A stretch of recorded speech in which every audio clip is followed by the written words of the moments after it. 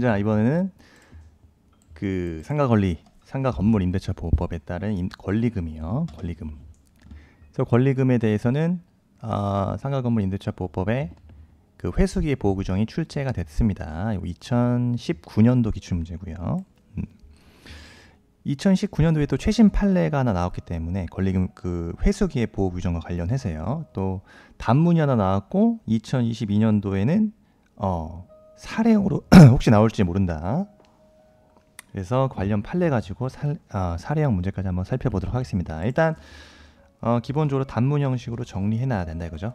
그래서 권리금에 대한 개념을 쓰셔야겠죠. 권리금이란 것은 자 10조의 3에 나와 있습니다. 10조의 3.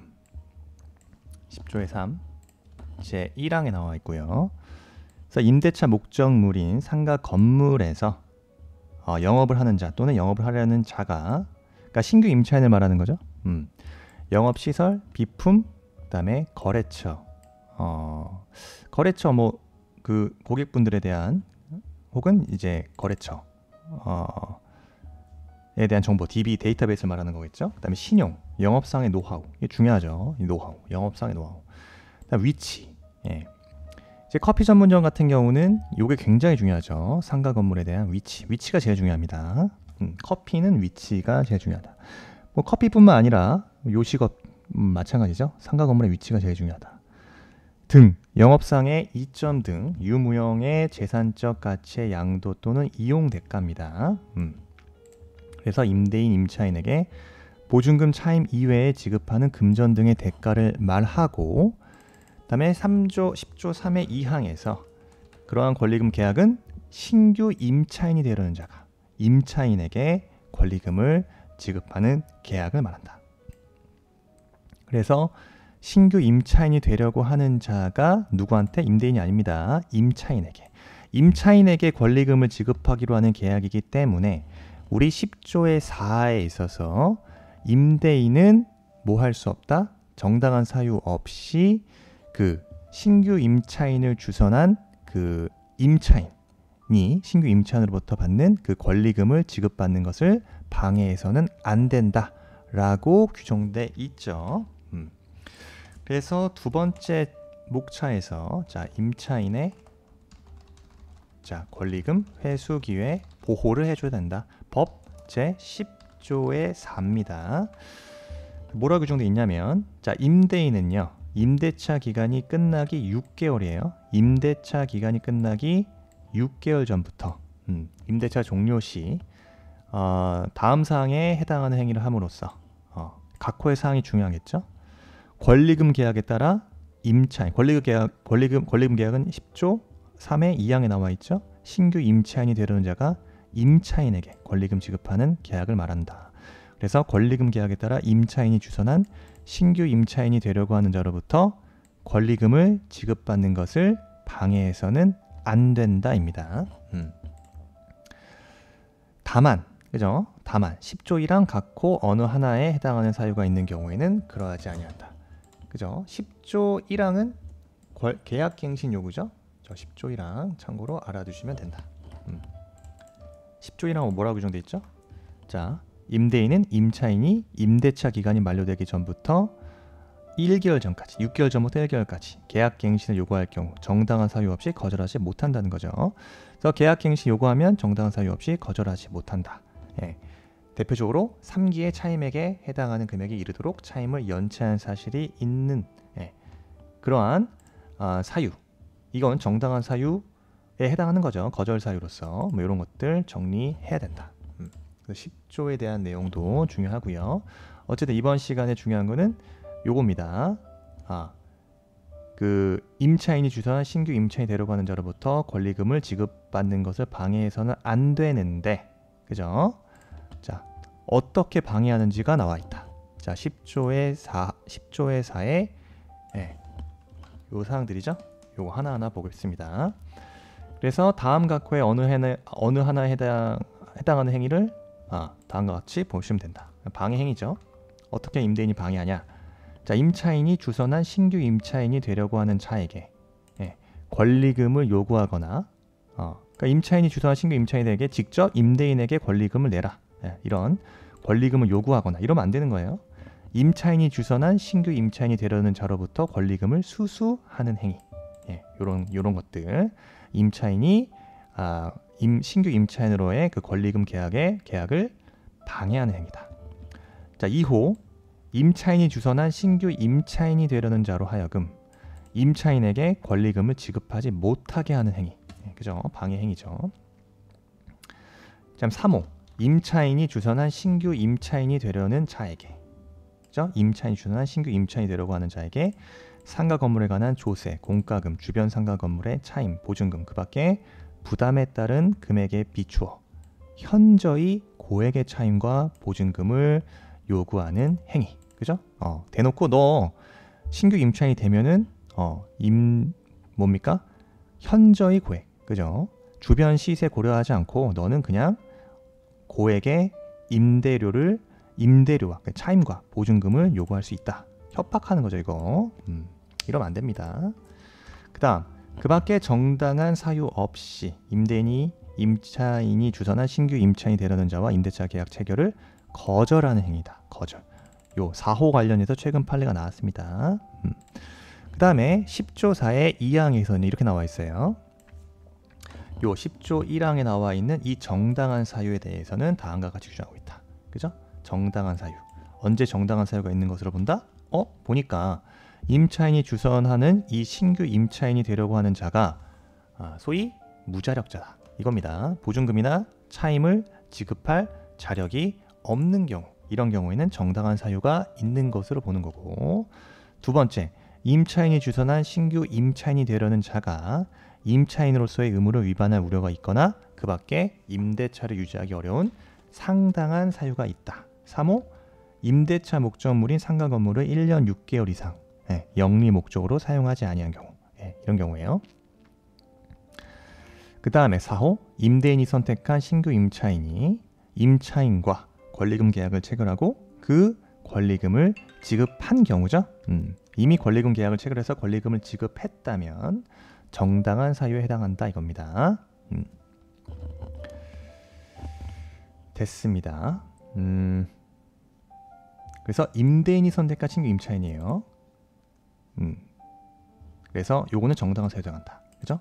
그래서 권리금 계약은 임차인이 선택해야 되는 것이지, 요 임대인이 선택한 신규 임차인이 임차인과 권리금 계약을 체결하고 권리금을 지급했다, 이런 경우에는 정당한 사유가 해당하는 겁니다. 그래서 이런 경우에는 그죠? 정당한 사유, 즉 방해 행위로 볼 수 없다, 이거죠. 그래서 10조 4의 1항과 2항 사유를 최대한 암기가 돼야 되는 거죠. 그죠? 그래서 이게 2019년도에 나왔고, 권리금 의의와 임차인의 권리금 회수 기의 보호 규정에 대해서 최대한 아는 만큼 적으면 됩니다. 그 다음 두 번째 목차에서, 자, 그러면 방해금지 위반의 효과입니다. 요건 10조 4의 3항이에요. 10조 4의 3항. 뭐 할 수 있습니까? 손해배상 청구를 할 수 있다. 그래서 저 3항 사유 그대로 갖고 올게요. 10조 4의 3항이고요. 임대인이 제1항을 위반해서 임차인에게 손해를 발생하게 하면 그 손해를 배상할 책임이 있다. 그리고 그 손해배상액은 신규 임차인이 임차인에게 지급하기로 한 권리금과 임대차 종료 당시 권리금 중 낮은 금액을 넘지 못한다.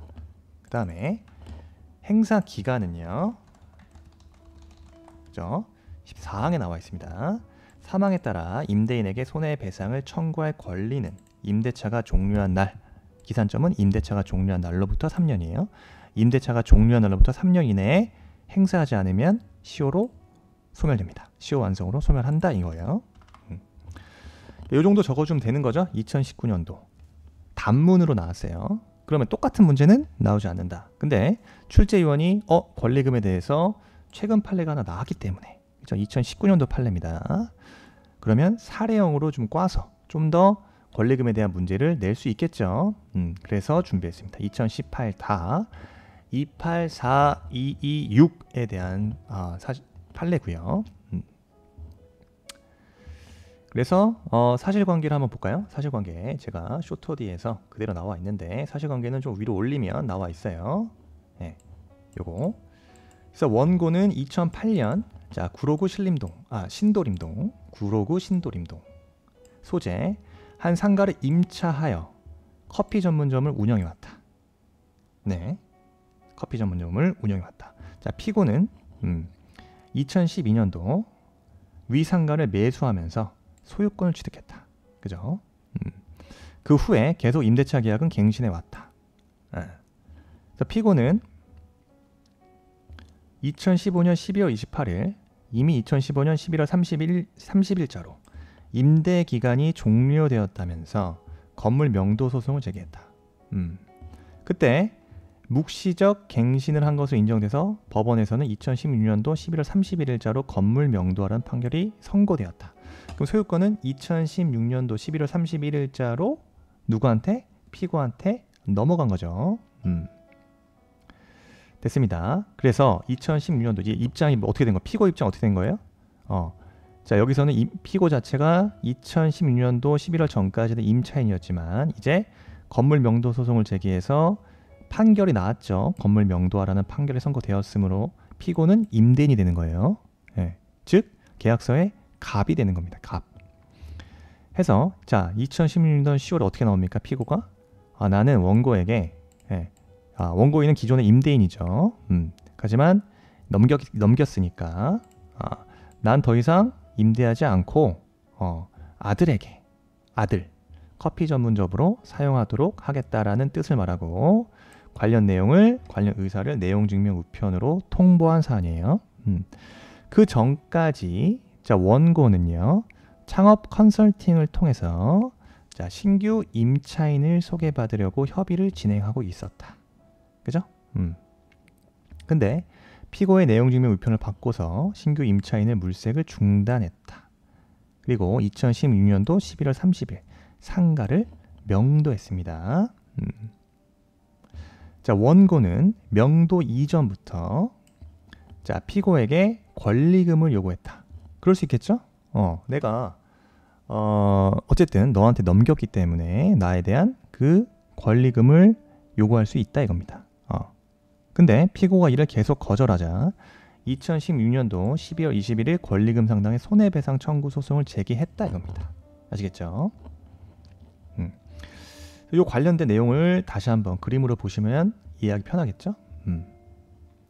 그래서 어쨌든 자 2008년도부터 원고가 임차하고 있었는데 그죠? 요 건물 자체가 피고에게 넘어갔어요. 상가를 사버렸습니다. 소유권이 넘어갔어요. 그래서 2015년 11월 30일 임대기간이 종료됐고 건물 명도 소송을 제기하자 법원은 2016년 11월 30일 건물 명도 판결 선고하고 소유권 넘어갔습니다. 그러자 16년 10월경에 이 상가를 더 이상 임대하지 않고 아들에게 커피 전문점을 사용하도록 했다 이겁니다. 이에 대해서 원고는 피고를 상대로 그죠? 2016년도 12월 21일 동안에 21일에 내가 못 받은 권리금 토해내라 라고 판시를 했죠. 라고 청구를 한 사안이에요. 그때 원심 자체는요 여러분 대법원과 달리 원고의 이 권리금 상당의 손해배상 청구를 인정하지 않았어요. 그랬을 때 우리 대법원은 뭐라고 판시했냐? 자 대법원 판례 이렇게 보시면 됩니다. 대법원 판례. 그래서 원심을 파기환송한다. 그러면서 임대인이 자 정당한 사유 없이 임차인이 신규 임차인이 되려는 자를 주선하더라도 자 그와 임대차 계약을 체결하지 않겠다는 의사를 확정적으로 표시하였다. 자 이러한 경우에까지 임차인에게 신규 임차인을 주선하도록 요구하는 것은 불필요한 행위를 강요하는 결과가 되어 부당하다.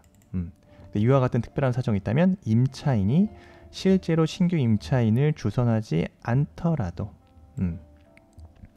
임대인의 위와 같은 행위는 상가임대차보호법상의 거절행위에 해당한다. 헷갈리시면 안 됩니다. 여기서 피고 자체는 처음에는 임차인이었다가 건물 명도 소송으로 소유권 넘어갔기 때문에 임대인의 지위가 된 거예요. 임대인 지위가 언제 넘어갔죠? 2016년 11월 31일자 넘어갔잖아요. 그죠? 그러면서 우리 사실관계 보시면 2016년도 자 11월 30일 명도하면서 자 원고는 명도 이전부터 피고에게 권리금 요구했다. 그 전에 자 보세요. 원고는 여기서 붙죠. 창업 컨설팅 회사를 통해서 신규 임차인을 소개받으려고 협의를 진행하고 있었는데 피고가 나 그거 네가 알아보는 신규 임차인에 대해서 거절 행위를 한다 이겁니다. 거절했다 이거예요. 이 행위가 어디에 해당하죠? 우리가 방금 전에 봤던 10조 4에 대법원은 이걸 검토한 겁니다. 자, 요거 10조 4에 자, 권리금 회수기의 보호에 있어서 요 4호 사유예요. 그 밖에 정당한 사유 없이 자, 임차인이 주선한 신규 임차인이 되려는 자. 여기서 원고가 임차인이죠. 임차인이 주선한 신규 임차인이 되려고 지금 창업 컨설팅을 통해서 신규 임차인을 물색했죠. 근데 정당한 사유 없이 임대차 계약 체결을 거절했다 이겁니다. 그러면서 정당한 사유도 물론 검토했겠죠. 이런 거 1호부터 4호 사유 10조 4의 2항의 1호부터 4호 사유를 검토했는데 정당한 사유가 없다 이겁니다. 아시겠죠? 돌아가서 대법원 판례 어떻게 나오는지 볼게요. 자, 대법원은 자 다시 볼게요. 쭉 봤을 때 정당한 사유 없이 임차인이 신규 임차인이 되려는 자를 주선하더라도 그와 임대차 계약을 체결하지 않겠다는 의사를 확정적으로 표시했다.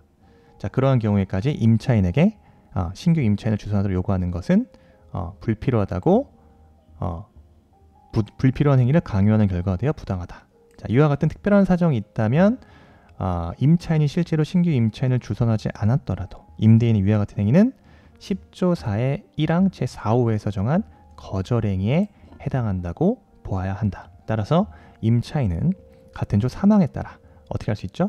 임대인에게 권리금 회수로 인한 손해배상을 청구할 수 있다. 그래서 원고가 주장한 그죠? 권리금 상당의 손해배상 청구를 허용한 인정한 케이스입니다. 그래서 우리는 권리금 의 앞에서 봤던 의와 10조의 4를 그대로 줬고 또 좀 더 나이스하게 판례 입장에 대한 요지 정도를 딱 적어줌으로써 판례 입장 사안의 검토에서 어떻게 할 수 있다? 여기서 얘기한 그죠? 자, 사안의 검토에서 여기서 원고가 주장하고 있는 권리금 상당의 손해배상 청구는 허용된다 이렇게 판시하면 되겠죠. 왜? 여기서 말하는 10조 상가임대차보호법상의 10조 4의 1항 제4호에 해당하는 거절행위에 해당한다고 봐야 되기 때문에 그렇습니다. 따라서 여기서 임대인이 지금 피고죠. 상가를 더 이상 임대하지 않고 아들에게 커피 전문점을 사용하도록 하겠다는 이러한 내용 증명 자체는 신규 임차인의 물색 행위를 정당한 사유 없이 방해한 거절행위에 해당한다고 봐야 된다. 그죠? 정당한 사유 없이 거절한 행위, 그냥 거절행위에 해당한다고 봐야 되기 때문에 임대인에게 권리금 회수 방해로 인한 손해배상을 청구할 수 있다. 이렇게 마무리하면 되겠습니다. 아시겠죠? 그래서 40점짜리로 내기는 좀 쉽지 않지만 이제 최근 판례가 나왔기 때문에 역시 작은 사례 형식으로 권리금에 대해서 정리할 필요가 있다. 2019년도에 나왔죠. 2022년도에도 충분히 나올 수 있는 판례입니다. 잘 정리하시기 바랍니다. 감사합니다.